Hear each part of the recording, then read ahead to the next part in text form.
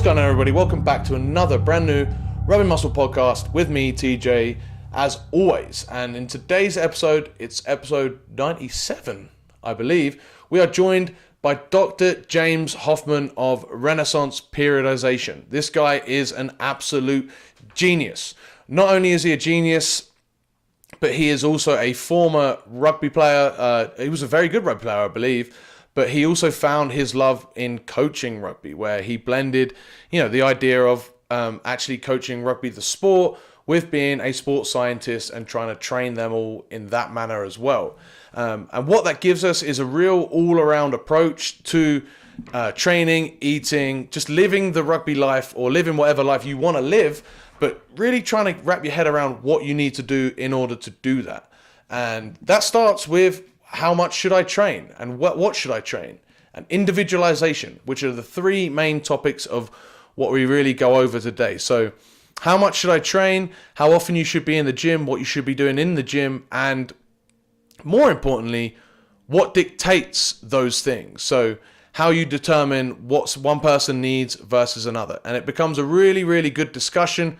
Clearly, you can see by the timestamp, we run right over the 20, 25 minute, 30 minute mark in this episode. But we kept it going because it was really, really important stuff, really good stuff for you guys to listen in. If you did enjoy it, obviously go to iTunes, give us a 5-star review. If you mention Dr. James, we'll make sure to get him back on the podcast. If you're interested in anything that he has, that's renaissanceperiodization.com. Everything's in the show notes. If you're interested in anything rugby muscle-wise, also in the show notes and at rugby-muscle.com. Other than that, I've got nothing else to say, so let's just get straight into the episode. All right, guys, so today we are joined by Dr. James Hoffmann of Renaissance Periodization. As I just said, I already gave you the intro. People always know this now. So what I want instead is just a quick one sentence, maybe two, if you could describe yourself to, let's just say, a stranger at a bus stop. For some reason, you get in a bus. just one sentence to a stranger. All right. I guess I would have to say I'm a bit of a brofessor. PhD in all things sports science related. So how to make an athlete who is great into a world champion or Olympian. Nice. I like that, brofessor. So someone that studies all the stuff about bro things, right? Essentially. Exactly. Or professional, either one. I like it. Cool. So we are flattered to have you on the podcast here today, and we're going to be talking about individualization and just general training volume considerations for rugby players. But before we do that, I didn't pre-warn you about this, but I like for every podcast, here we go. I like for every podcast for our guests to give us a completely random fact of the week. So it has to be like as random as you can, because the last two times I've done this, they've ended up being about sports science anyway. And I'm like, no, that's not the point. You're already on here for that stuff. So it's probably my fault for sideswiping everyone, because to come up with a completely random fact out of nowhere that, it's implied that it has to be interesting is difficult. Yeah. But I trust you. I just had one, but it was a sports science one because I was like, shit, now I got to think of another one. What's your sports science one? You can give the other one, or you can think of a new one for the next one. Sure, yeah.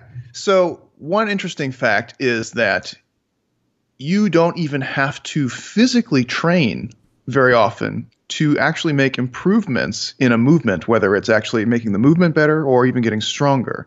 So one thing that we've actually been seeing more and more is evidence of mental imagery and visualization practice actually having tangible physical effects, where they compare people who do like physical training, mental training, and then sometimes combination of both. And it turns out mental training actually usually is better than a control group, meaning they actually show a statistical effect that the control group does not. So just thinking about shit really hard, right? You just think somebody says, hey, man, you need to work on this. And if you just take some time throughout the week and maybe think about it a little bit more, you can actually increase your strength and or movement ability in whatever skills that you're working on. That's awesome. Is that like who's the chick that wrote that book? Rhonda something. The Secret? Is that like that? Like, if you believe it, the universe will serve it to you? Kind of. There is a bit of maybe a placebo thing there too, and maybe some karma, but they have done, there's actually a few meta-analyses on it now, and this is something that I've been researching on my volume landmark stuff where you can actually just think about some shit and you'll actually get stronger. And sometimes you'll get stronger in the antagonistic muscles. So like if you're thinking about like doing a quadriceps kind of activity like a squat, sometimes the other muscles like your hamstrings will get stronger. Or you might think about training one side of your body, like I'm thinking about training my left side of my body, and you'll get a crosstalk effect and the right side will still get stronger too. It's weird. That's pretty awesome though. It's like the more we find out about this sort of stuff, I think that's going to be like a major player when it comes to like rehab and sort of stuff, right? If you can only do one leg.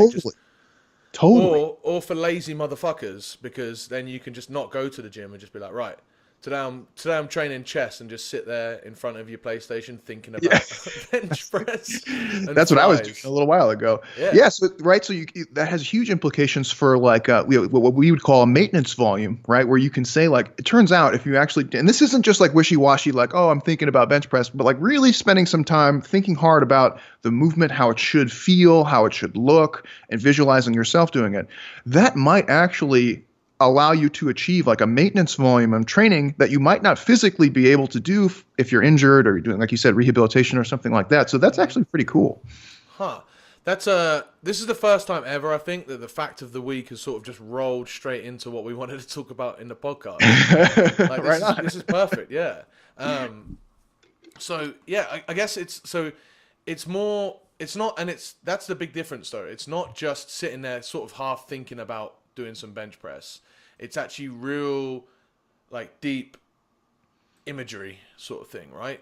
Is that okay? And I think it is probably best served under more specific circumstances where the athlete or the individual is given like specific cues, like I want you to think about this very explicit thing, not just like I want you to think about doing a leg press, right? Because we can just like watch videos. But, that's like a pretty no-brainer. But it's like I want you to feel like your knee angle, lengthening. I want you to feel the mind-muscle connection with the quads. I want you to visualize yourself doing it.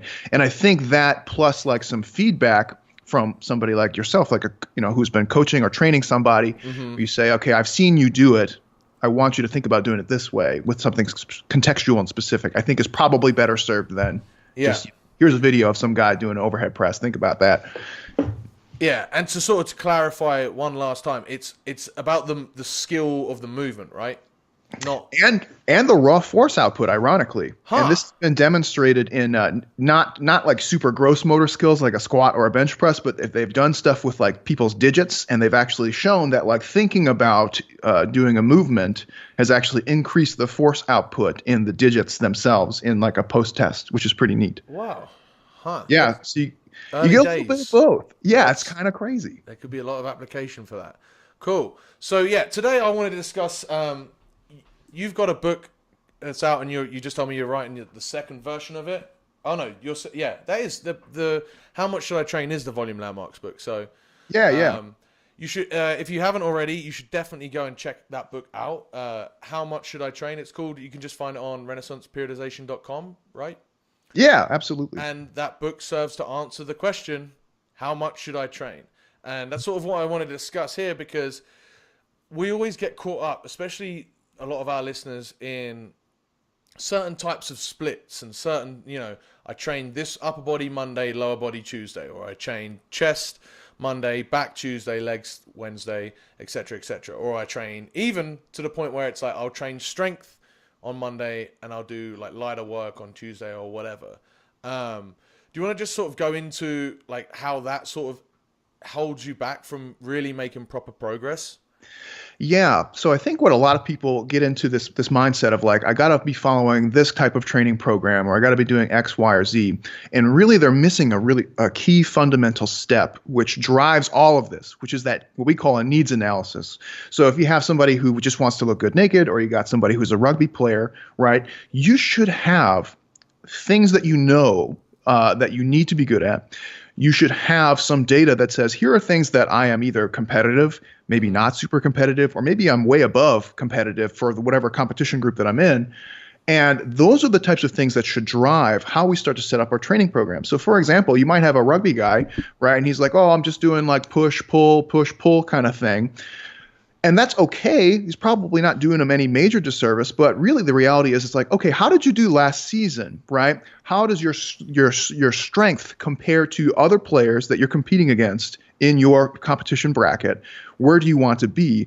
Should you be training upper body or lower body even as much as you currently are? Could you be better allocating your time to something like more rugby training, to conditioning, to speed, power, agility work, right? To even just doing film time.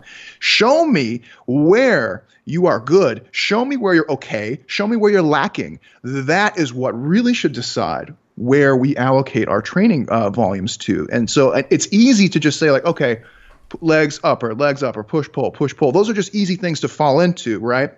But we have to kind of, if we want to get to that next level, you got to think about it on a little bit of a deeper level. And that's kind of the conundrum I've been having lately with the volume landmarks, where we wrote the book, it was well received, but then everybody's like, how many sets per week should I do for biceps? How many sets per week should I do for quads? And I was like, whoa, that's fine. And there's definitely a need for that. But let's think about it bigger. Let's think about it like for sports, right? Where it's like, okay, you got a soccer player, you got a volleyball player, you got a rugby player. You can take that same idea and apply it to the fitness components of their sport, the skills, and the tactics. Like you can blow that whole idea out into this huge thing. And unfortunately, I'm the only one who gives a shit about that. Everyone else is like, so anyways, what about abs? I'm like, fuck, fine, do it. I don't know, do whatever you want. But that's kind of where my mind has been at lately, where I'm trying to think of it on a bigger picture. I think that's great. And I think that's something that, like, probably if we're I mean, there's so many different directions we can go with this, but firstly I want to talk about that, like, needs analysis, which is critical, right? The amount of people that I have, that the rugby players that come in and they're just training some random program that they saw on Men's Fitness or that their buddy gave them, or they're just training by feel, and they instantly make progress in their games. Because I'm like, right, what do you need to improve? And no one's ever thought about that. They're just like, oh, I go to lift weights because that's what you're supposed to do. And I'm like, dude, you squat 200 kilos. You don't need to be stronger. Right. That's exactly what I've been trying to, like, that's the same idea that I've been trying to get across. And it's more powerful than people realize, because if you have a guy who's like, especially you get like a back row player, like a winger, and he's squatting 200 kilos, it's like, dude, you can just do maintenance volume on your leg training. You can lift like once a week and then think about how much time that frees up for your conditioning. Whilst at the same time, if you're lifting 3 times a week and you're complaining, I just got to up my fitness and I don't know what I've got to do. Well, you don't need to up your squat no more. Take that away. God damn, dude. Finally, we're on the same wavelength, right? And that's huge, because it could mean like more time on working on rugby skills. It might mean more time doing situational, like, set pieces or working on specific situations, all of which, like leg training in particular, is going to wipe you out from, right? You can only do so much squatting and deadlifting before it really starts taking away how much you can do on the field. And that's true for any sport, rugby in particular, because you got to run around and you got to push pull. So that's the idea, right? Like, okay, if I have somebody who never misses a tackle, if they're always in the right place at the right time, they have very few errors, never drop passes, how much time do I really need to work skills and scenarios with them, when I might be better investing time in fitness, right? Where they might just not have very good cardio. They might not have very good strength or power. Maybe I need to do more of that with them. And it's not a one size fits all thing. And that's the conundrum of like being a coach, is like, okay, I want to treat these people as individuals, but if I have a practice session, I have to kind of get all of the individuals at the same place, generally doing the same things, which may not serve everyone in the best way. Yeah. So it's a challenge. Yeah, that's one of the biggest challenges, I guess, like, because I coach a men's club as well. And it is difficult because you've got some people that really need a lot of fitness, but if you've only got 2 sessions a week or even 1 session a week of actual rugby training, then it's hard to individualize that stuff, and then it's hard for them people, or for those players, to then individualize themselves after that, because maybe they're getting too much or too little of one thing from that rugby practice. And they, it's a lot harder to practice your passing or your line speed when you're on your own, whereas it's a lot easier to get in a squat or deadlift session. So, and some guys are fucking bums about it too. Like, let's be honest, right? Like, they'll come, they didn't do any GPP in the off season, they didn't do anything. They just show up and they're like, hey, I'm ready to go. And then they have to rely on rugby practice to get in shape. My policy has always been like, you need to have your baseline fitness covered before you start showing up to practice. Practice is for practice, getting better at skills, getting better at tactics, and then eventually moving into your specific preparatory stuff later on. Not for developing general fitness. Don't be a fucking bum. Yeah, I always say that to my guys. I'm like, we've got maybe 4 hours a week of practice at most. You've got all of the other hours that you can possibly do to work on your fitness. So here we're working on skills, here we're working on other stuff. I think, actually, like, I've been watching a lot of the NFL documentaries on Amazon, that All or Nothing thing. I think that's something that they get that down really well, where nearly every athlete, man, like has, or at least every position has their own dedicated coach. And so they can actually work a lot more around the individual and give the individual exactly what they need from a strength, from all of those sort of standpoints, skill, all of it. Yeah, especially football, they have so much money and resources. It's kind of a hard one to. It's good because they set a good example in that regard, but it's hard to like bring it back to other sports because they don't have 100 people on their staff that they can just like allocate to all these different players doing different stuff. But they do a good job. The one thing that you see with football, which is kind of a conundrum though, is that they're all kind of doing fuck all for their strength conditioning, where they might have a personal trainer, or they might be following the teams, or maybe doing a little bit of both. It's just a mess. Yeah, that's true. That's absolutely true. But at least they get that bit right. Yeah. Which is arguably, depending on how you look at it, it could be more important, right? Like, ultimately, the goal is not to be the strongest football player or the most powerful. It's to be the best football player, which is a combination of the fitness, skills, and tactics. So if you can't make field goals, if you can't throw and catch, like, you're probably not going to be very good, despite how much you squat. Yeah, for sure. That's really good. And then that brings us back around, if we can go back into the volume landmarks in a way where... Or actually, let's go back to the needs analysis. So, because before we figure out how much we can train, we've got to figure out what we're training for. So, what differences would you see? And we're gonna take this like all the way back, and just in a training plan with a rugby player versus a non-rugby player, is there any things that the rugby player, like, even if he says, look, man, I'm not really bothered about getting better at rugby. I enjoy it. I enjoy playing on the weekends, and I enjoy practice because I'm training with my buddies. But really, I'm not too fussed about that. Is there any difference between a rugby player and a non-rugby player in their weight training, I guess? I mean, if you're just doing it for recreation and fun, you can approach the weight training the same way. Like, whatever you want to get out of it is what you're going to get out of it, right? But if you're stepping onto the rugby pitch to be an excellent rugby player, it doesn't mean you want to be in the Super League. It doesn't mean you want to be on the national side. It just means you want to be competitive, right? Then there's a big difference. Then you actually have to start looking at these things and saying, like, okay, if I take a homogenous group, or if I take the people that I'm going to be competing against, I need to know their performance measures, right? Like, how many drop goals are they going to make, or how many kicks, or how many tries, or how many tackles, or how many breakaways. Those are types of things I want to start learning about and understanding, so I know how to be competitive. I want to know about their fitness, right? Like, what's their intermittent recovery test that they do? What's their strength in their legs? How fast can they run? How high can they jump? Now I have some comparative values to look at, and I can look at myself or my athletes and say, okay, how do you stack up compared to like Division I, right, or Division III? I was coaching small college rugby in ETSU, and that was a shit show. It was really fun, but you'd have our team, ETSU, which is just like a bunch of country boys, and then you'd have like Duke out of nowhere, boom, right? Yeah, just totally crazy. But so ideally, you'd want to know, like, okay, what's the team? Who are the teams we're competing against? How do they generally stack up on a lot of these measures, right? So we look at things like strength, power, their performance stuff, and then we can look at our athlete and say, okay, we have these things that we know are critical to rugby, right? We know that you need to be powerful, intermittent recovery, and you need to be strong. How do you compare against all these other guys? And now we can start putting a little label on it where we can say, okay, maybe you're competitive on some things, maybe you're above competitive on other things, and you're below competitive on some other things, right?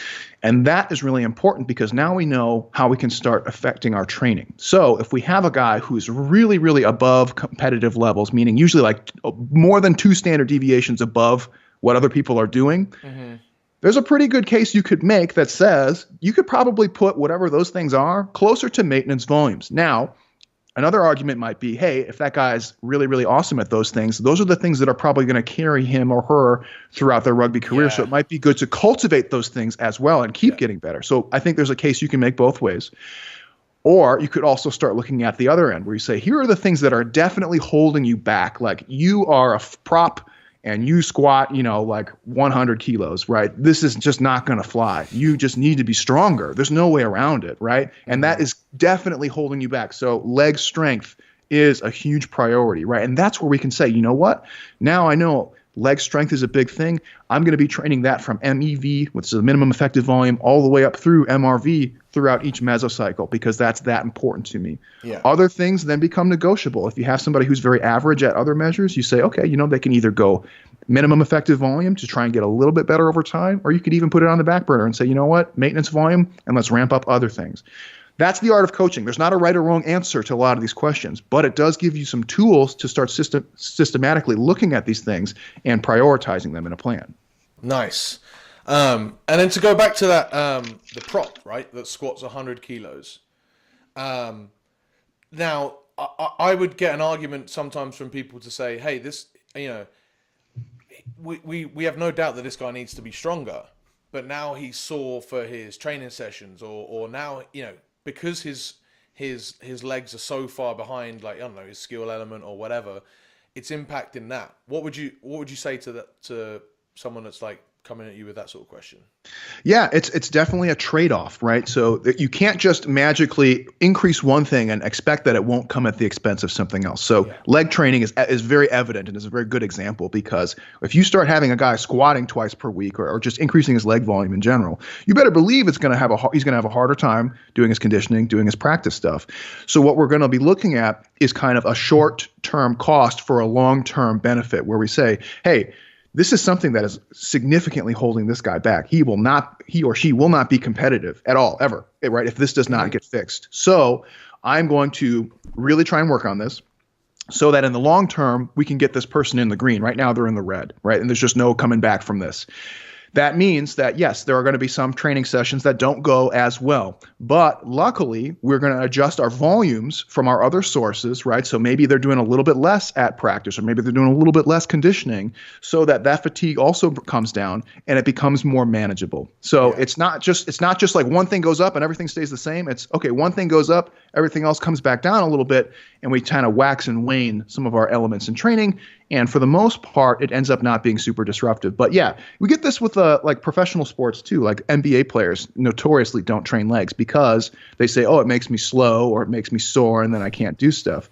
Yeah, that is true. But that effect is temporary, right? Once you start doing your fatigue management and like your peaking and tapering stuff for competition, that all goes away. And now you can express all this new leg strength, which is going to allow you to jump higher and sprint faster and fucking dunk with your nuts in people's face and all that good stuff. So it's a short-term cost for a long-term gain. You know what I mean? It's one of those situations. Perfect. And that also ties into a bit of phase potentiation as well, right? Definitely. Because I've seen people that, they've got weak legs, but because they've got weak legs, they're also really, really, really slow, right? Now, trying to strengthen the legs out is going to impact, any sort of speed work you try and do. But if you get a coach, or if you've just done some research, that's another one of your books, right? Scientific Principles of Strength Training. Yeah. Yeah. Mm-hmm. So there we go. And we've got phase potentiation there, which says, if you can get your legs stronger first, then you have more potential down the line to then get that speed anyway. There's not as much need to work them all at the same time and have them all impact each other. Because if you try and shoot 50 rabbits at once, you shoot none. If you try and shoot one, you might get it. And yeah, that's a perfect example, because that goes back to the needs analysis, where you say, okay, my guy or girl is slow, right? They're slow. They're whatever measurement that you want to use, right? Maybe it's 40 meter, 20 meter, something like that. Mm-hmm. Well, why are they slow, right? Are they uncoordinated? Is their technique bad? And you say, no, their technique's okay. It's not terrible. Mm-hmm. What about like their leg strength? Well, their leg strength is really shitty. Oh, well, those are probably going to go hand in hand.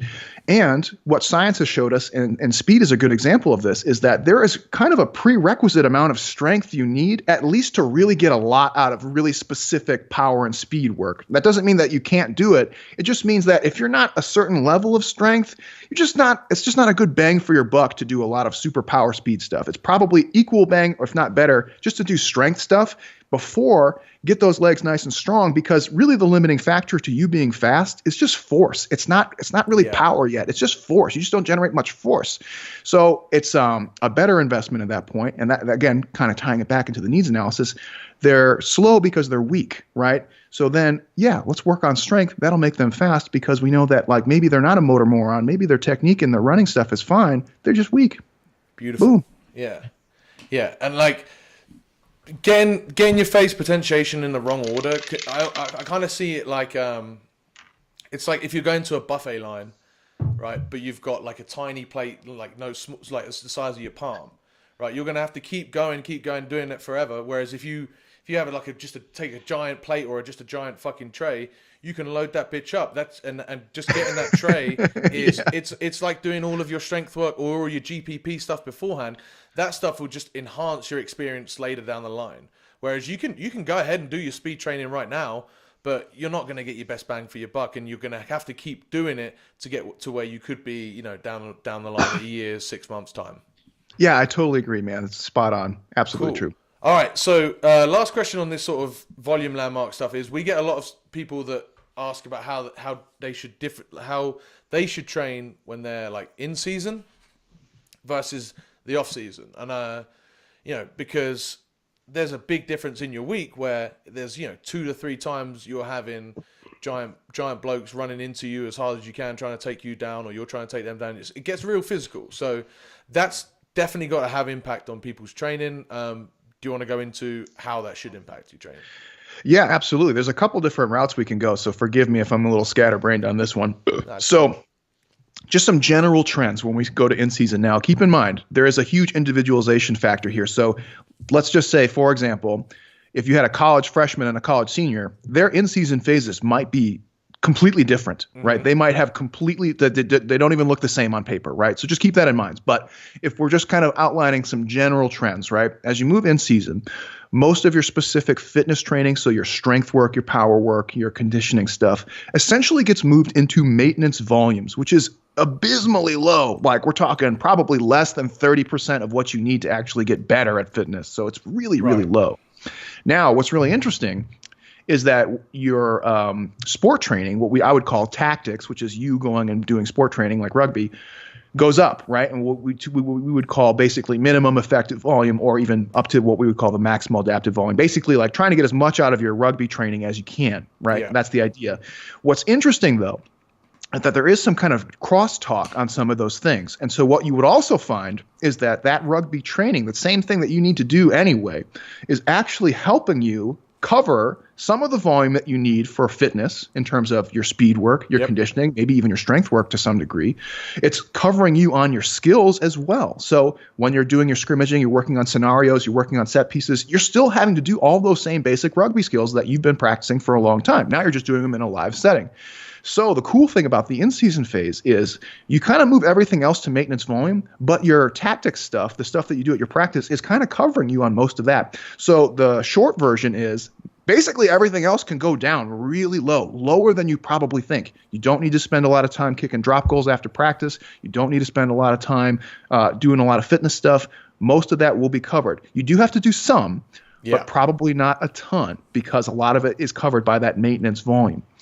Now, you can go a number of different routes on this. Generally, what we recommend in the in-season phase for the fitness stuff, you're doing mostly repeated sprintability or high-intensity intermittent kind of stuff, which you get from practice.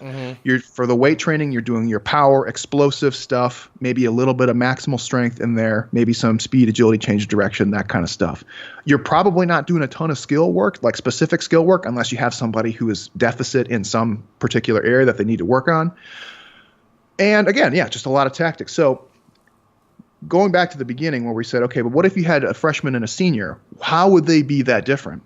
Well, just as an example, that senior might be looking to go in semi-pro or even pro. Like I had a guy who was now he's playing with the Saracens up in Seattle. And so you can imagine like his training program was a little bit different because he was more advanced. He was already pretty good at rugby and he was already really fit, which was a big bonus. You might have somebody else who is like a 55 kilogram freshman, and they want to play in that same Saracens team. And guess what? You're just not big enough. You're simply not large enough. So you might find that same player might even be doing something like hypertrophy training in his in-season phase, especially if he's not, a starting player. Is that bad for performance? Yes. Is it good for making long-term gains so that by the time he's a senior, now he's maybe closer to 70 kilograms, 75 kilograms, and now he might be more competitive? Yes, that's the idea. So that's where individualization comes in. When you say, I can't just have all of my team doing the same thing. I have some players who need to be performing at their absolute best capacity. I have others who have longer term goals, be it strength or hypertrophy or whatever, that I'm accommodating at the same time. So it gets a little crazy. Yeah, because it impacts, for that guy that's doing hypertrophy during the week or during in-season, it is definitely going to have some sort of impact on that Saturday or Sunday game. 100%. But we're not targeting that next Saturday, Sunday game. We're targeting a game a few years from now where now you've developed a bit of muscle, you're still playing, you've done all of that skill stuff, and you're better.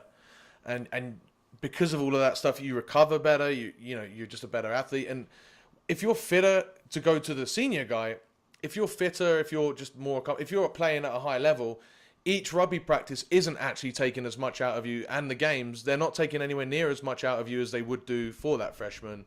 So yeah, that makes a lot of sense, how it's not just a case of saying, hey, in season versus off season. It's like, who are you and what do you need to do? And then we adjust from there. Dude, man, you nailed it. That was perfect. Yeah. And then and then the biggest impact is that one.